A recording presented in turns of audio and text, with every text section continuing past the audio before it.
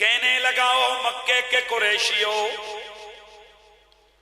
تمہیں شاید اندازہ نہیں ہے لیکن میں اتنے عرصے سے اس وادی میں اس لیے آیا ہوں کہ میری کتاب کی تعلیمات کے مطابق ولد هذه الليلة نبی هذه الامة الأخيرة بين كتفيه علامة فيها شارات متبادرات كأنهن عرف فرس۔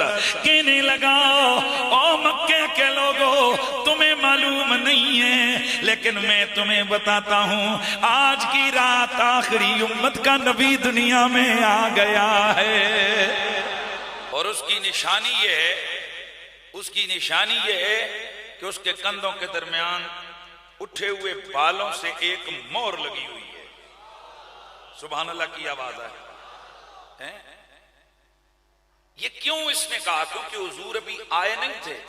اللہ تعالیٰ نے کتب سابقہ کے اندر حضور کی صورت، حضور کی سیرت، حضور کے اخلاق، حضور کے کردار، حضور کی بہت ساری نشانیاں بیان کی تھی، اور ان میں ایک بڑی نشانی جو ہمیں کتب میں ملتی ہے وہ ہے کہ حضور کے کندھوں کے درمیان مہر نبوت لگی ہوگی،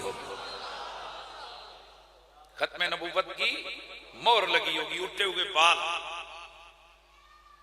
لوگ کہنے لگے یار ہمیں تو پتہ نہیں ہے، گھروں میں گئے جا کے، ظاہر ہے ایک بڑی انہونی بات ہوئی تھی تو سب نے اپنے اپنے گھروں میں پتہ کیا، بھائی یہ کوئی دائیں بائیں کو خبر کسی کے آنے کی ہے؟ تو کچھ عورتوں نے کہا اور تو کوئی نہیں ہے، لیکن ولد لعبداللہ ابن عبد المطلب، آج کی رات صرف ایک ہی بچہ ہے ہاشمیوں کے گھر میں، عبد المطلب کا پوتا عبداللہ کا بیٹا پیدا ہوا۔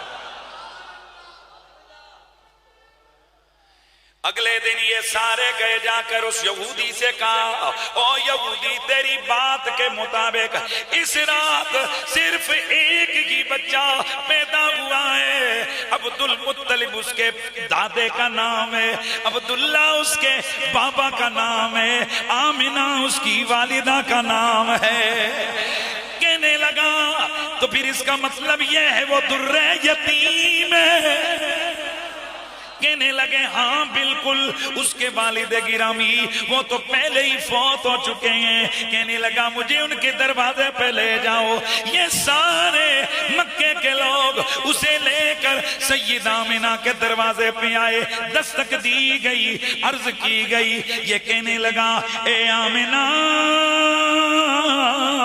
اخرجی الینا ابن کا، اپنا لال ہمیں دکھا دے۔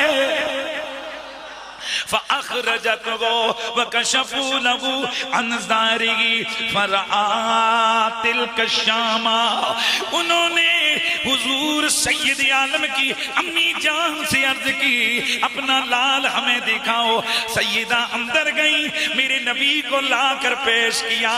سب سے پہلے انہوں نے پیٹھ کو دیکھا، وہ جو نشانی بتائی گئی تھی وہ مہر نبوت حضور کے کاشانوں کے درمیان لگی ہوئی تھی۔ جیسے ہی وہ نشانی نظر آئی، فوقال یہودی مغشی علیہ، یہودی بے ہوش ہو کے گر پڑا۔ فلما افاقا، جب ہوش میں آیا کیا کہنے لگا؟ ویلکا، لوگ کہنے لگے ویلکا مالکا، بندیا پترا ہویا کہ بچے یہاں تک کے بے ہوش ہو گئے ہیں؟ توجہ ہے؟ بچے کو دیکھا، نشانی دیکھی، بے ہوش ہو گیا، یہ وجہ کیا ہے؟ رونے کی، تیری چیخنے چلانے کی وجہ کیا ہے؟ رو رو کے کہنے لگا ذہبت واللہ النبوت من بنی اسرائیل، اللہ کی قسم اب نبوت بنی اسرائیل سے منتقل ہو کر بنو اسماعیل میں چلی گئی ہے۔ اب جو جملہ اس یہودی نے کہا وہ کیا ہے؟ فرحتم یا معاشر القریش، او مکے کے قریشیوں خوشیاں مناؤ۔ سبحان اللہ کی آواز۔ کیا کہنے لگا؟ خوشیاں مناؤ۔ اما واللہ، اما واللہ لیستون بکم ستوتن یخرج خبرها من المشرق والمغرب، کہنے لگا اللہ کی قسم ہے تمہیں وہ حکومت ملنے والی ہے، تمہیں وہ عزت ملنے والی ہے، تمہیں وہ شان و شوکت حاصل ہونے والی ہے جس کی خبریں مشرق میں بھی گونجیں گی، جس کی خبریں مغرب میں بھی گونجیں گی۔ اب یہاں یہودی بھی ہوش ہو کر گر پڑا اور کیا کہنے لگا؟ جنہ دا ہے وہ خوشیاں مناؤ،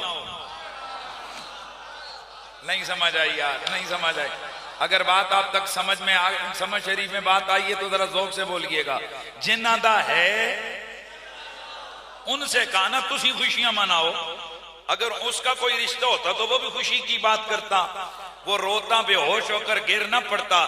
یہاں سے پتا چلا جو یہودیوں والے ہیں ان کو تو خوشیاں نہیں ہو سکتی، البتہ جو حضور والے ہیں وہ کل بھی آمد مصطفیٰ پہ خوشیاں مناتے تھے، وہ آج بھی آمد مصطفیٰ پر خوشیاں منا رہے ہیں. اسی لیے پھر ہم کہتے ہیں نا مومنوں خوشیاں مناؤ کملی والا. مل کے ذرا سارے بولو مومنوں خوشیاں مناؤ کملی والا آ گیا. رب سلم گنگناؤ کملی والا.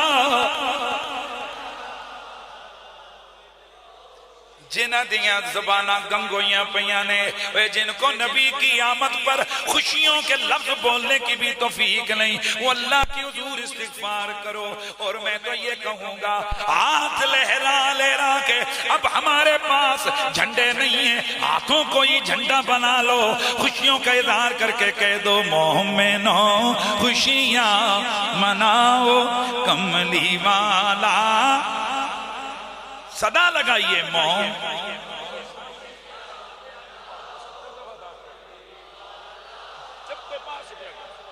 مومنوں خوشیاں مناؤ اور رب سلم گنگناؤ. رب سلم گنگناؤ کملی والا. مومنوں خوشیاں مناؤ کملی والا آ گیا. مومنوں خوشیاں مناؤ کملی والا آ گیا.